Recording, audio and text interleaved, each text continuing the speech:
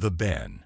Security Chief Morax, Vental's 3 hearts, all skipped a beat as he read the diplomatic roster for the 283rd Galactic Assembly.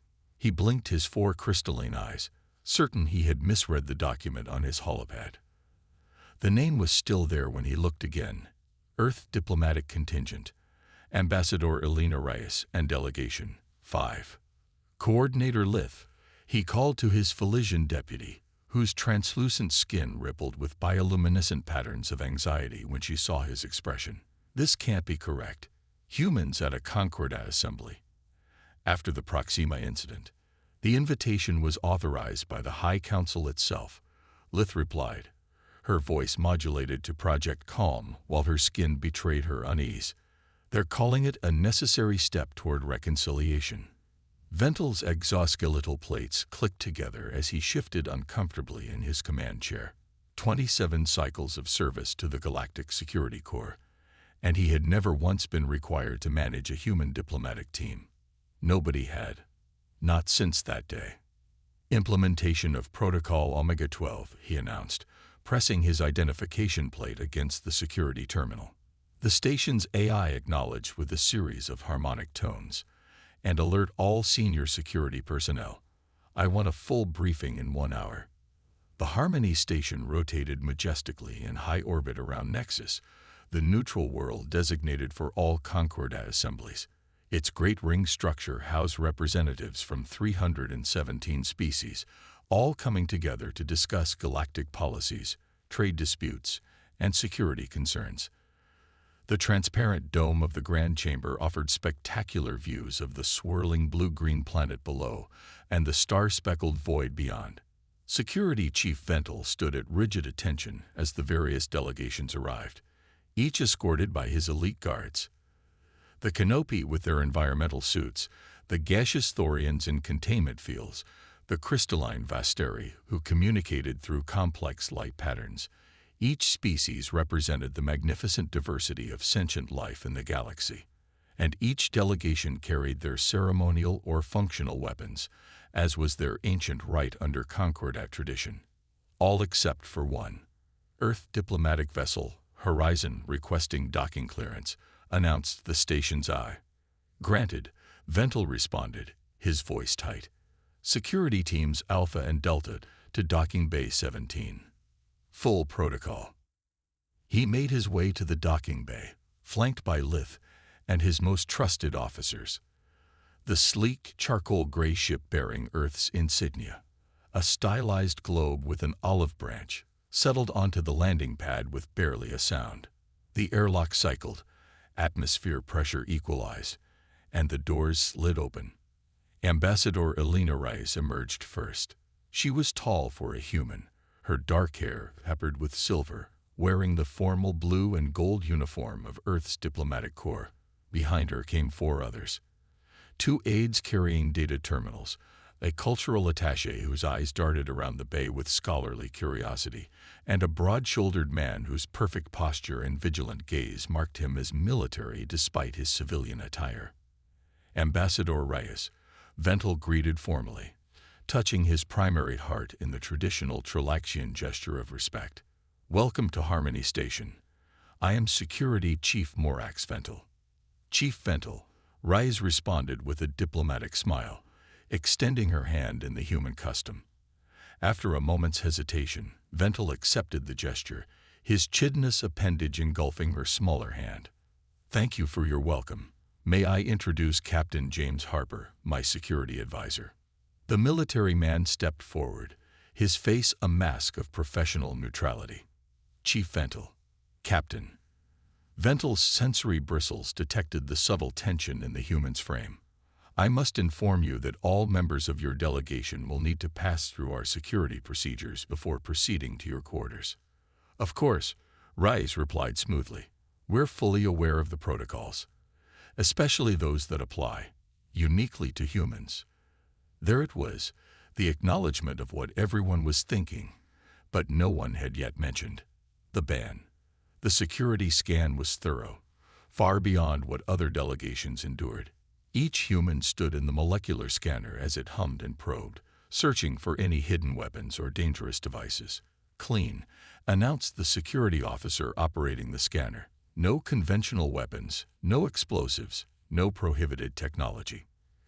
"Conventional" being the operative word, muttered one of Vental's officers, just loud enough to be heard. Captain Harper's jaw tightened, but he said nothing. "Your delegation is cleared to proceed, Ambassador," Vental stated formally. "You will be escorted to your quarters. The assembly begins tomorrow at Station Standard Time 900. As you are aware, humans are forbidden from carrying any weapons or potential weapons within Concordat space, including ceremonial items. This restriction is absolute and non-negotiable." "We understand our restrictions perfectly, Chief Vental," said Reyes, her tone cooling slightly. "We've lived with them for 60 years. As the humans were escorted away, Lith approached Vental, her skin pulsing with patterns of concern. "Do you think it's wise to have them here?" she asked quietly. "After what happened at Proxima Centauri?" Vental watched the retreating backs of the human delegation. "It wasn't my decision, but I will ensure history doesn't repeat itself." Later that evening, Vental sat alone in his office, reviewing historical records. The holographic display showed footage from the infamous Proxima incident, the day that changed humanity's status in the galactic community forever. The footage showed a similar assembly, 60 years earlier, a diplomatic summit on Proxima Colony. A disagreement between the human delegation and representatives of the Krell Imperium escalated rapidly. The Krell, as was their right, drew their ceremonial energy blades. The humans, armed with only standard projectile weapons, had been outmatched in technology and numbers. Or so everyone thought. What happened next was why humans were now the only species in the galaxy banned from carrying weapons to diplomatic functions. 3 Krell warriors lay dead, 7 more wounded. Not a single human casualty. Their primitive projectile weapons had proven devastatingly effective against the Krell's advanced personal shields, which were calibrated to stop energy weapons but not physical bullets. But it wasn't just their effectiveness that shocked the galactic community. It was how the humans used them, with a precision and tactical coordination that spoke of extensive combat training. Every diplomat in that human contingent had been, it turned out, a veteran soldier. Every shot fired had found a vulnerable point in Krell physiology that most species didn't even know existed. The inquiry afterward revealed something that terrified the Galactic Council. Humans didn't just carry weapons. They understood weapons, all weapons, at a fundamental level that most species couldn't comprehend. Their history was an unbroken chain of warfare and weapons development, where most species had gone through 1 or 2 major conflicts before achieving peace. Humans had thousands of wars across their history, constantly refining the art of combat. The ban was implemented immediately. No human could carry weapons in Concordat space. It was deemed too dangerous. Vental closed the file with a gesture. Tomorrow would be challenging enough without dwelling on the past. The next morning, the Grand Chamber filled with delegates from across the galaxy. Vental surveyed the scene from his security post, noting with satisfaction that his teams were positioned exactly as planned. The human delegation entered last, escorted by 4 of his best officers. Ambassador Reyes walked with dignity, ignoring the stares and whispers that followed her group. The assembly began with the traditional invocation of peace by the Concordat High Minister, a venerable Quatsai, whose feathered crest rippled with iridescent colors as she spoke.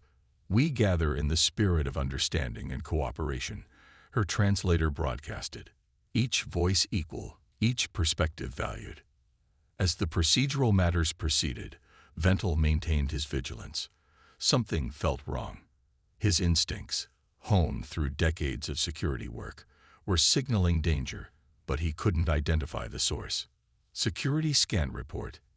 He subvocalized into his comm unit.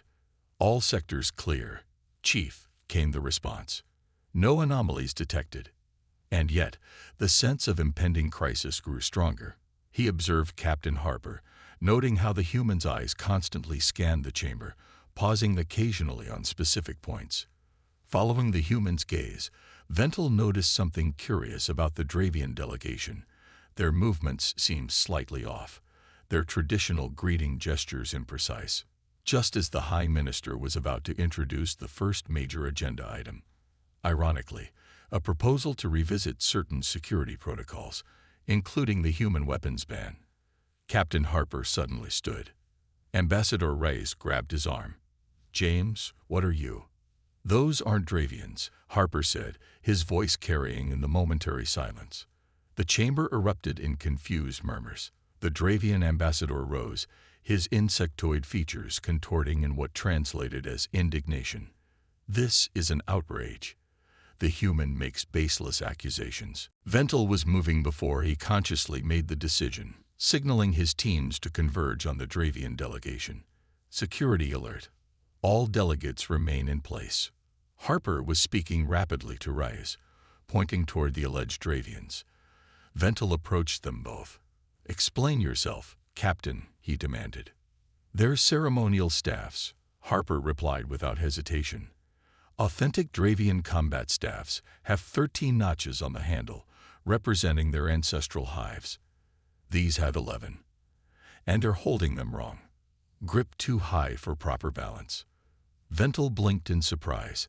How did a human know such specific details about Dravian weapons? Before he could inquire further, the chamber's lights flickered, and a low rumble shook the floor. "Security breach detected in environmental control," announced the station's eye.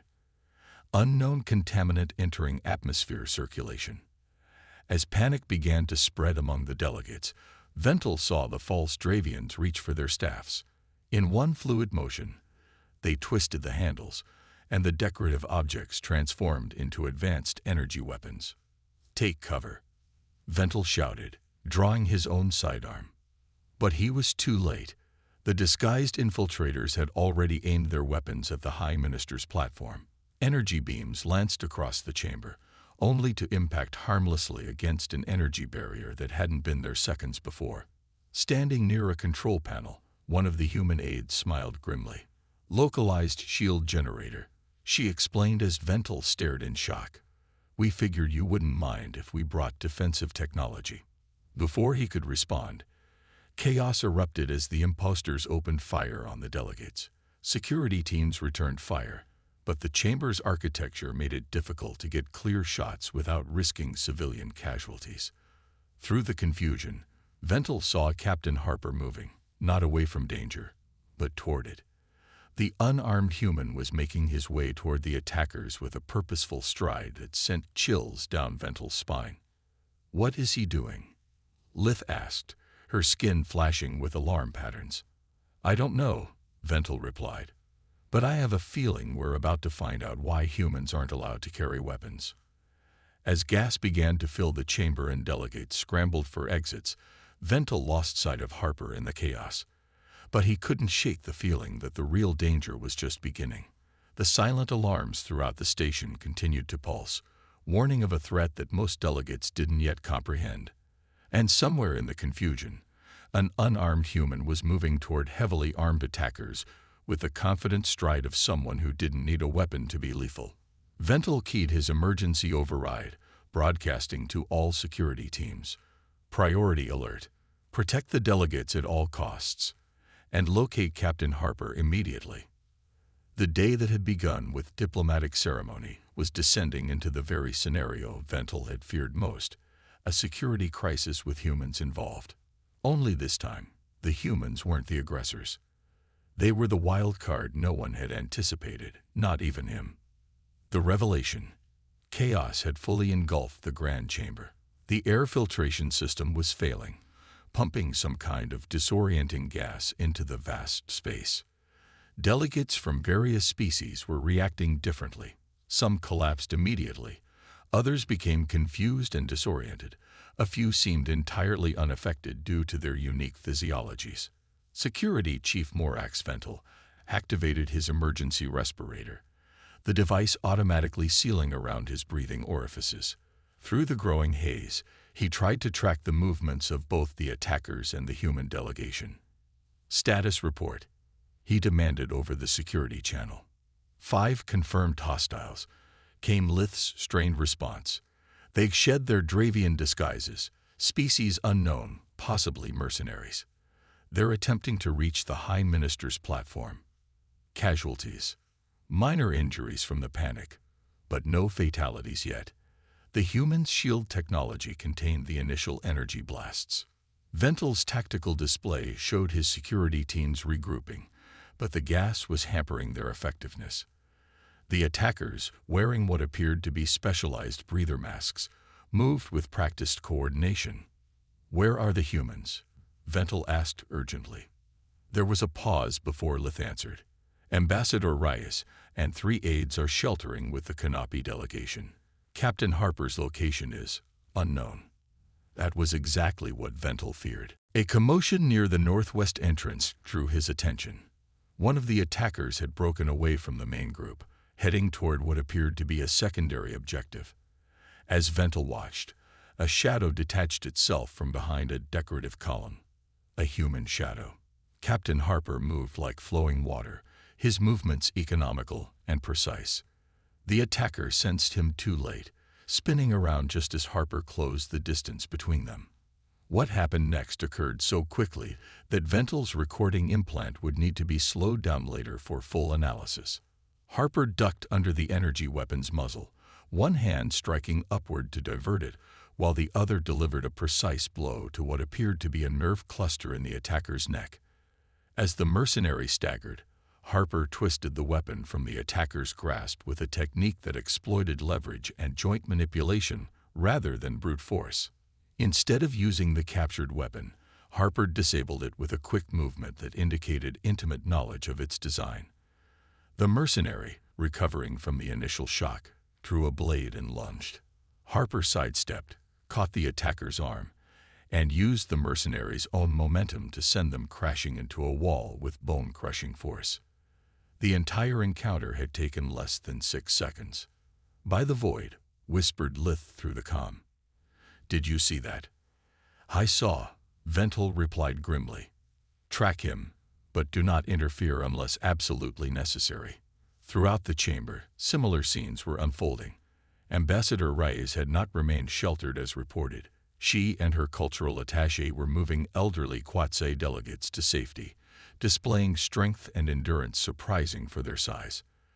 One of the human aides had reached an environmental control panel and was working to counteract the gas, her fingers flying over the alien interface with inexplicable familiarity. But it was Harper who commanded Vental's attention. The human security advisor had become a ghost in the chamber, appearing briefly to neutralize threats before vanishing again. 2 more attackers down, their weapons disabled, their bodies incapacitated with terrifying efficiency. "All security teams," Vental ordered, "focus on protecting the delegates and containing the remaining hostiles." The humans appear to be assisting. That was an understatement. Harper was systematically dismantling the attack force, using nothing but his bare hands and an apparently encyclopedic knowledge of combat techniques. The leader of the mercenaries, a tall, sleek being with reflective skin, seemed to realize the threat Harper posed. It barked orders in an unknown language, and the 2 remaining attackers began setting up what appeared to be a portable device near the chamber's central power hub. "They're attempting to overload the station's power core," reported one of Vental's technical specialists. "If they succeed, the entire ring section could be destroyed." Harper had seen it too. He emerged from cover, moving directly toward the device. The mercenary leader spotted him and fired a concentrated energy burst that should have incinerated the human on the spot. Instead, Harper dropped and rolled with impossible speed, coming up behind a delegate's vacated hover chair. In one fluid motion, he sent the heavy chair sliding across the polished floor toward the mercenaries, disrupting their setup. The distraction gave Vental's team the opening they needed. 2 security officers fired stun pulses, dropping one of the remaining attackers. The leader, however, was protected by some kind of personal shield. It reached for the device, clearly intent on completing the sabotage manually. Harper closed the distance in a sprint that defied human physiological norms. The mercenary leader swung its weapon like a club, but Harper had anticipated the move. He deflected the blow and delivered a series of strikes to specific points on the mercenary's body, points that, Ventil realized with shock, corresponded exactly to the shield generator's neural interface nodes. The shield flickered and died. Before the mercenary could react, Harper had immobilized it using a restraint technique Ventil had never seen before, one that somehow worked perfectly on a physiology that humans shouldn't have any knowledge of. "Device neutralized," announced the technical specialist. "Power systems stabilizing." The chamber fell into an uneasy silence as the air filtration systems finally purged the gas. Security teams secured the incapacitated attackers while medical personnel tended to affected delegates. Harper stood from the restrained mercenary leader, his breathing only slightly elevated. He caught Ventil's gaze across the chamber and gave a small, almost apologetic nod. 3 hours later, after the immediate crisis had been contained, Ventil sat across from Ambassador Reyes and Captain Harper in the station's secure conference room. The recovered device had been isolated, and preliminary investigation confirmed it was indeed designed to trigger a catastrophic overload. "You saved many lives today," Ventil acknowledged, his voice carefully neutral. "That cannot be disputed. We did what anyone would do in the situation," Reyes replied diplomatically. "No," Ventil said firmly. "What Captain Harper did was not what anyone would do. It was not even what most trained security personnel could do." He turned his crystalline eyes toward Harper. "You took down 5 heavily armed hostiles without using a single weapon." Harper remained silent, his face impassive. "How did you know they weren't real Dravians?" Ventil asked. "Details," Harper finally spoke. "Every species carries their ceremonial weapons in specific ways, dictated by tradition and ergonomics. The imposters had studied, but not well enough. You identified physiological vulnerabilities in a species you've never encountered before." Harper shrugged slightly. "Comparative xenobiology. All bipedal species have certain structural similarities. Neural clusters tend to follow evolutionary patterns. You disabled their shield generator by targeting neural interface nodes that shouldn't be visible to the naked eye. The energy field creates subtle distortions around the connection points, if you know what to look for." Ventil leaned forward. "That's precisely the issue, Captain. You know what to look for. You know too much." Ambassador Reyes intervened. "Chief Ventil, if you're implying—" "I'm not implying anything, Ambassador. I'm stating facts." Ventil's exoskeletal plates clicked as he shifted. "Humans are banned from carrying weapons in Concordat space because 60 years ago, we discovered how dangerous you are with them. Today, I realized our mistake." Harper and Reyes exchanged glances. "Your mistake?" Reyes asked cautiously. "The weapons were never the problem," said Ventil, a new understanding dawning in his voice. "It's your relationship with them. Your intimacy with conflict." He activated a holoprojector on the table. Footage from the chamber's security cameras played, showing Harper's movements in slow motion. Most species in the Concordat developed weapons as tools for hunting or self-defense against predators, Ventil explained. As they evolved, weapons became ceremonial, symbolic. Even species with violent histories eventually outgrew their need for combat expertise. The footage showed Harper disabling the mercenary's energy weapon with a simple movement. "But humans," Ventil continued, "humans never separated themselves from their weapons. You studied them, improved them, integrated them into your culture and even your bodies. You don't just use weapons, you understand them at a fundamental level that most species never achieve." Harper watched the footage impassively. "Is that why you fear us?" "Fear." Ventil considered the word. "Perhaps, but today has given me a new perspective. The ban on human weapons never made sense because we fundamentally misunderstood the threat." He gestured to Harper. "You don't need to carry weapons because you are weapons. Your bodies, your minds, you've evolved or trained yourselves to weaponize everything around you." "That's a rather grim assessment of my species, Chief Ventil," Reyes said, her diplomatic tone tinged with sadness. "Is it inaccurate?" Ventil challenged. After a long moment, Harper spoke. Not entirely, but it's incomplete. He reached out and froze the holographic playback on an image of himself protecting a fallen Vastari delegate. The same knowledge that makes us dangerous also lets us protect. The same instincts that drive us to understand weapons help us develop medicines, build structures, create art. Ventel considered this. A fair point. Which brings us to the question of what happens now. He stood, pacing the small conference room. The attackers have been identified as members of the Scythe Collective, a mercenary group often hired for corporate sabotage. Their target was the trade agreement being negotiated between the Quatsai Federation and the Earth Commerce Guild. So this wasn't about humans specifically, Rise noted. No, but your presence and Captain Harper's unique skills turned what could have been a devastating attack into a contained incident. Ventel paused, mandibles clicking thoughtfully.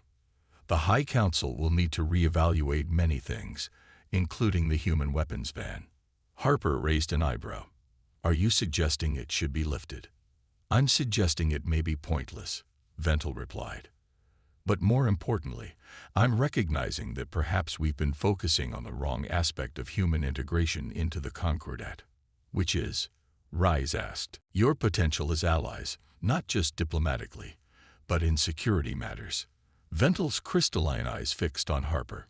Your species has knowledge and capabilities that could benefit Concordat security, especially against threats like the Scythe Collective. Harper and Rise exchanged another glance, something unspoken passing between them. That would require a significant shift in how humans are perceived in Concordat space, Rise said carefully. Yes, Ventel agreed. But after today's events, such a shift seems inevitable. The footage of humans protecting delegates has already spread throughout the station. He turned to face the window, looking out at the stars beyond. For 27 cycles, I've upheld a ban based on fear of what humans might do with weapons. Today I witnessed what humans can do without them, both to harm and to protect. That knowledge cannot be unlearned, by me or by the Concordat. Ambassador Reyes stood, her posture reflecting the gravity of the moment. Then perhaps this is an opportunity, Chief Ventel. Not just for humans to demonstrate our worth as allies, but for the Concordat to move beyond old fears. Perhaps, Ventel conceded, though I suspect many species will find it difficult to accept that the most dangerous weapons at this assembly were never the ceremonial blades or energy staffs, but the minds and bodies of seemingly unarmed delegates. Harper finally rose as well, his movements controlled and deliberate as always. If I may offer a perspective, Chief Ventel, every tool, every technology, every capability can be used for protection or destruction. The difference lies not in the tool itself, but in those who wield it. Ventel considered this. A very human philosophy, Captain Harper, but not without wisdom. He touched his primary heart in formal acknowledgement. I will recommend to the High Council that we begin discussions on a new security partnership with Earth, not despite your unique capabilities, but because of them. As they prepared to leave the conference room, Ventel added one final observation. The Proxima incident taught us to fear humans with weapons. Today taught us that perhaps what we should truly respect is humans themselves, with or without them. Ambassador Rice paused at the doorway. And which would you prefer, Chief Ventel? Fear or respect? The security chief's mandibles clicked in what humans might recognize as a smile. I found that respect tends to be more productive in galactic diplomacy, Ambassador. Fear may create compliance, but respect builds alliances. Then perhaps we have a foundation to build upon, Rice replied. As they returned to the Grand Chamber, where emergency repairs were already underway and delegates were cautiously reconvening, Ventel watched the human delegation with new understanding. The ban on human weapons had never been about the physical objects themselves. It had been an attempt to contain a species whose entire evolutionary history had shaped them into something the galactic community struggled to categorize. Beings whose greatest weapon was their adaptability, their capacity to turn anything into an advantage. The irony wasn't lost on Ventel. In trying to make humans less dangerous by taking away their weapons, the Concordat had inadvertently encouraged them to become something far more formidable, a species that didn't need weapons to be effective. As Captain Harper rejoined his delegation, his alert eyes still scanning the chamber for potential threats, Ventil made a personal note to update the security protocols regarding humans. The old ones, he realized, had been addressing the wrong concern entirely. The true reason humans were banned from carrying weapons had nothing to do with the weapons themselves. It was because giving weapons to humans was like giving additional fangs to a predator that already had more than enough ways to be lethal. The question now facing the Concordat wasn't whether humans should be allowed to carry weapons again. It was whether the galactic community was ready to truly understand its most enigmatic member species, and whether that understanding would lead to greater fear or, as Ventil hoped, to genuine respect and alliance. As the High Minister called the assembly back to order, Ventil noticed Captain Harper watching him from across the chamber. The human gave a small nod of acknowledgement, one professional to another. Ventil returned the gesture, wondering what the future held for interspecies relations. Whatever came next, one thing was certain: the galaxy's understanding of humanity had fundamentally changed today. And Ventil suspected that the old saying about keeping potential adversaries close might soon be revised. Because sometimes the species you most need to keep close are the ones capable of defending you when traditional weapons fail. The silent weapons of humanity. Their minds, their adaptability, their unique relationship with conflict had proven their worth today. And in doing so, they had opened a door to a new kind of partnership, one based not on fear of what humans might do, but on respect for what they could accomplish. As the assembly resumed its proceedings, with the human delegation now seated closer to the center than before, Ventil allowed himself a moment of optimism. Perhaps the greatest security precaution regarding humans had never been to disarm them, but to ensure they were firmly on your side when trouble arrived. Today had proven that theory correct in the most emphatic way possible.